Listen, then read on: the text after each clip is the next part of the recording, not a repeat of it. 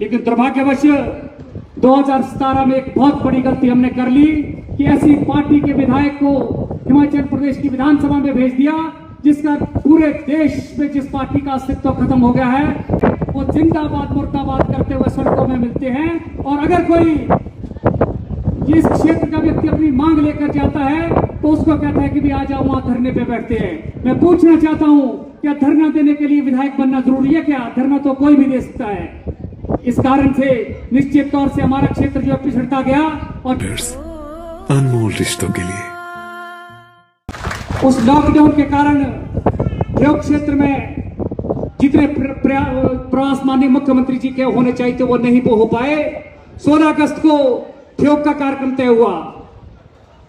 यद्यपि लोकतांत्रिक व्यवस्था में चुनी हुई सरकार होती है, कहां पर सब तहसील का दफ्तर खोलना चाहिए, कहां पर पुलिस चौकी खुलनी चाहिए, किस सीएससी और पीएससी में स्टाफ नहीं है, इसके लिए हम लोग विधायक चुनते हैं और उस विधायक का फर्ज होता है कि सरकार के सामने मांगों को रखे और उन मांगों को मनवा कर जो है क्षेत्र की जनता के लिए सुविधा दे।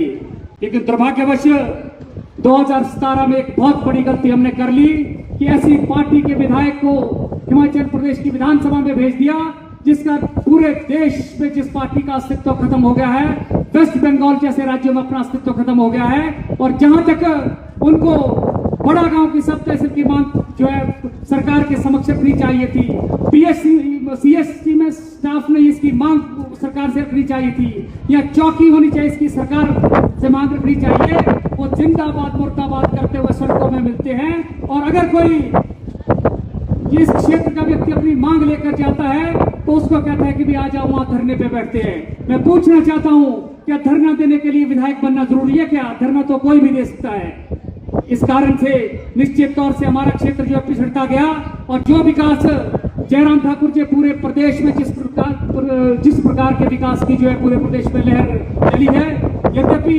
उन सब चीजों के बावजूद भी माननीय मुख्यमंत्री जी पूरे देश को बड़े समग्र दृष्टि से देखते हैं। और अगर हम उस हिसाब से देखें तो ठियोग कुमारसैन विधानसभा अकेली ऐसी विधानसभा क्षेत्र होगा जहां वो चाहे प्रोसेसिंग प्लांट का इशू हो, चाहे सीएस स्टोर का मामला हो, चाहे सब्जी मंडियों का निर्माण हो, चाहे आपके जुरोल का जो सीएस स्टोर है उसका इनहांस करने का प्रोजेक्ट हो, अकेले पूरे प्रदेश में अकेली ऐसी विधानसभा होगी जिसमें जयराम ठाकुर जी ने 250 करोड़ रुपए के जो प्रोजेक्ट शुरू हुए और वो प्रोजेक्ट जो बहुत तीव्र गति से चले हैं और बहुत जल्दी शिलारू जैसे स्थान पर 20 करोड़ की बड़ी मंडी आपके लिए जो मार्केटिंग के लिए तैयार होगी।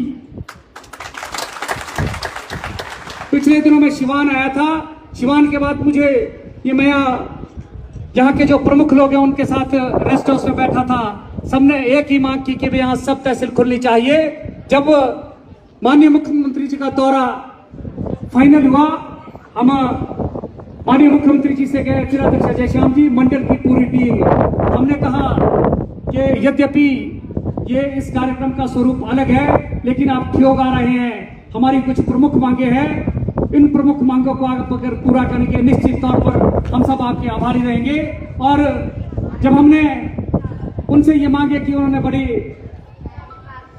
उत्साह के साथ ये कहा कि निश्चित तौर पर ठियोग में कुमारसैन में विकास रुकना नहीं चाहिए और जो ठियोग कुमारसैन की मुख्य मांगे हैं निश्चित तौर पर हम उसको पूरा करेंगे। और जब सब तहसील की बारी आई, हमने कहा हमको 2 सब तहसील चाहिए, तो उन्होंने कहा कि भी बहुत ज्यादा मांगने की जरूरत नहीं, आप प्रायोरिटी तय कर लो। लेकिन हमने कहा कि अगर मध्यान्ह में सब तहसील करेंगे तो बड़ा गांव में सब तहसील करनी चाहिए। और मैंने ये 16 अगस्त में आपके ध्यान में होगा, मैंने ये मंच से भी कहा कि माननीय मुख्यमंत्री जी आप पूरे प्रदेश में हर विधानसभा चुनाव क्षेत्र में जाते हैं, लोग वहां मांग करते हैं, आप मांग पूरी भी करते हैं। और हमारा मांगने का हक आप मुझसे इसलिए भी ज्यादा है क्योंकि आप ठियोग कुमारसैन विधानसभा के पड़ोसी विधानसभा सराज में रहने वाले हैं और उस पड़ोसी के नाते सांगरी जो रियासत है वो आपके बिल्कुल पड़ोस में है, इसलिए वहां की सब तहसील नहीं हुई तो आपके पड़ोसी नाराज हो जाएंगे। उन्हें एक सांस में वो मंच पर खड़े हुए, सबसे पहले उन्होंने मध्यान्ह और बड़ा गांव के सब तहसील की घोषणा की।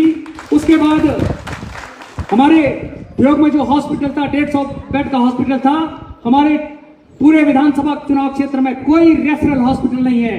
हम कोटगढ़ गए थे, माननीय जिलाध्यक्ष जी भी हमारे साथ थे। कोटगढ़ के लोगों ने भी मांग की थी कि अगर कोई आदमी बीमार हो जाता है और यहाँ हम हॉस्पिटल ले जाते हैं तो उसका रेफरल हॉस्पिटल जो है रामपुर है, उस मरीज को रामपुर जाना पड़ता है, और अगर उससे ज्यादा बीमार हो जाए तो रामपुर के बाद वापस शिमला आना पड़ता है। ऐसा कोई रेफरल हॉस्पिटल नहीं है। मैं माननीय मुख्यमंत्री जी का यहाँ से इस बात के लिए भी धन्यवाद करता हूँ कि जिला शिमला में आईजीएमसी ऑफ रिपन के बाद ठियोग में सबसे बड़ा जो है अस्पताल होगा, जिसमें 136 कैटर स्ट्रेंथ होगी, और यहाँ से अगर कोई रेफर करके मरीज आपके क्षेत्र से भी जाएगा उसको शिमला आईजीएमसी नहीं जाना पड़ेगा, उसका इलाज ठियोग में ही होगा। इस बात के लिए मैं माननीय मुख्यमंत्री जी का धन्यवाद करता हूँ।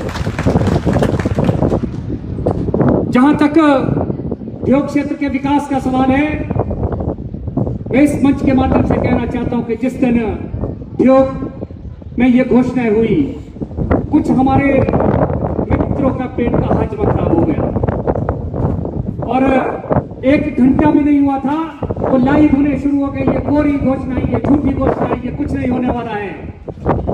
हम उनकी मानसिक स्थिति को जानते हैं कि उनकी पार्टी का ये संस्कार है कि भाई लास्ट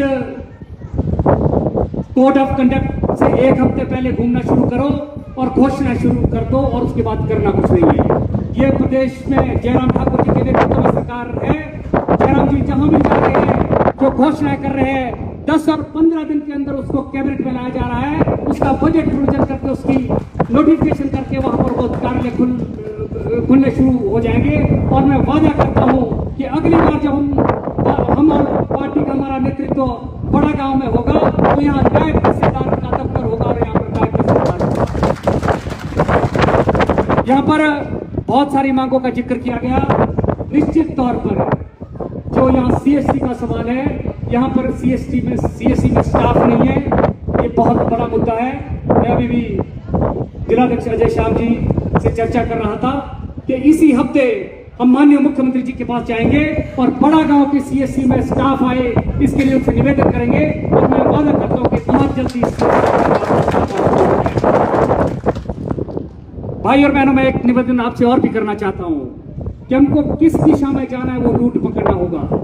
अगर हमने यहां से शिमला की तरफ जाना है तो अगर हम किंगल से रिकांगपिओ की बस में बैठेंगे तो आपको समझ आना चाहिए कि हमारी क्या दिशा होगी और कब हम पहुंचने वाले हैं। जब हमको किसी दिशा में जाना है तो हम उसकी दिशा तय करनी पड़ेगी। जिस प्रकार से पूरे देश में, प्रदेश में कांग्रेस का हाल हो गया, कांग्रेस विघटित हो गई है, 2-2, 3-3 बार के चुने हुए विधायक भारतीय जनता पार्टी में शामिल हो रहे हैं। और इससे पहले आपने देखा होगा कि चाहे उत्तर प्रदेश का चुनाव हो, चाहे उत्तराखंड का चुनाव हो, निश्चित तौर पर भारतीय जनता पार्टी के बाद भारतीय जनता पार्टी की सरकार बन रही है। अब ये रिवाज बदलना शुरू हुआ है, और नवंबर के महीने में जब यहाँ विधानसभा का चुनाव होगा, निश्चित तौर पर जो लहर चल रही है, हिमाचल प्रदेश में भी भारतीय जनता पार्टी की सरकार बनेगी। जयराम ठाकुर जी दोबारा प्रदेश के मुख्यमंत्री के तौर पर शपथ लेंगे। उस वक्त निश्चित तौर पर हमको भी यह करना चाहिए कि ठियोग कुमार संघ का जो विधायक होगा वो भारतीय जनता पार्टी का विधायक हो, सरकार के साथ का विधायक होगा। और उसके बाद हमको 5 साल का वेट नहीं करना पड़ेगा। हमारे क्षेत्र में पुलिस चौकी भी खुलेगी, सब कुछ भी खुलेंगे, बाकी विकास कार्य भी होंगे।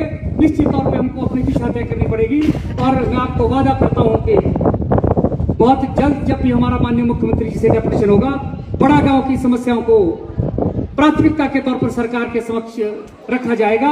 और ये प्रदेश में माननीय जयराम ठाकुर जी की सरकार है, जो बहुत संवेदनशील सरकार है।